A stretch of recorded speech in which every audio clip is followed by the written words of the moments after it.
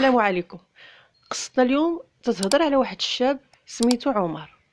عمر كان تيسكن في واحد القرية. عمر قرر يمشي للمدينة باش يحسن من الظروف ديالو، وبالفعل مشى للمدينة وقلب على خدمة، والحظ ساعدو ولقى واحد الخدمة في السوبر مارشي. من بعد قلب على سكنة على قد حالو. عمر كان كيعيش عيشة بسيطة، من الدار للخدمة ومن الخدمة للدار، لا تعقاد لا صداع. وكان شخص اللي ما تيامنش بالظواهر الغير مفسره او الخوارق او حتى الاشياء الغامضه، وكان الا سمع شي حتى يهضر على هذه المسائل ما تيصدقوش.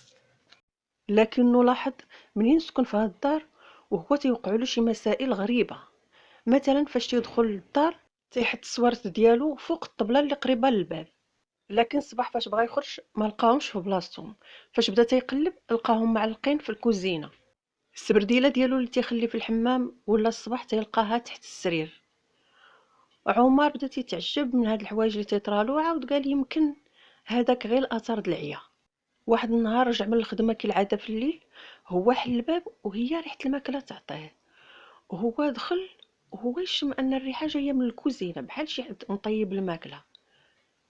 هنا عمر قلبو بدا تيضرب وحس بخوف ما عمرو حس به في حياته. عمر مشى تيجري للكوزينه وتفاجئ بداك الشيء اللي شاف. لقى الطبله ومحطوطه فوق منها الماكله طايبه وموكول منها. عمر بدا تيحس بالجسم ديالو تيتهز بوحدو وبواحد الخوف ما عمرو حس به، وبدا تيحس ان شي حد كاين معاه في الدار وهو ما شايفوش. عمر حاول يرجل راسو وقال هاد اللغز خصني نحلو اليوم. مشى هز الهاتف ديالو وفتحو على مسجل الصوت وحطو فوق الطبله قبل ما يمشي ينعس. ديك الليله عمر نعس بصعوبه. في الصباح فاش فاق مشى تيجري للتليفون وهزو وتفاجئ بداك الشيء اللي سمع خطوات تتقترب منه. شويه شويه سمع واحد الصوت تيقول له البارح جيتي معطل، فين كنتي؟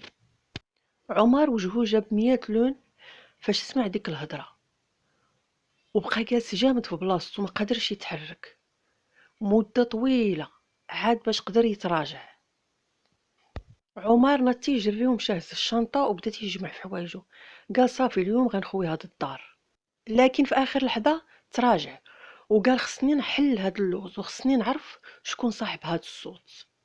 وبالفعل مشى شرا كاميرا صوت وصوره وحطها ومشى نعس. عمر في الصباح نط تيجري ومشى للكاميرا نيشان فتحها، لكن المفاجاه كانت كبيره لانه ما لقى الصوره مصوره حتى شي حاجه، ولكن كاين نفس الصوت تيقول له ما تحاولش تشوفني لانك ما غاديش تعرف. عمر بقى حل فمو والدنيا دارت بيه.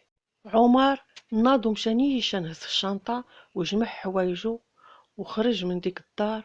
وهو خارج من الدار عمر كان عنده احساس ان شي حد واقف تا يراقبو، ولكن نفس المشكل هو ما قادش يشوف.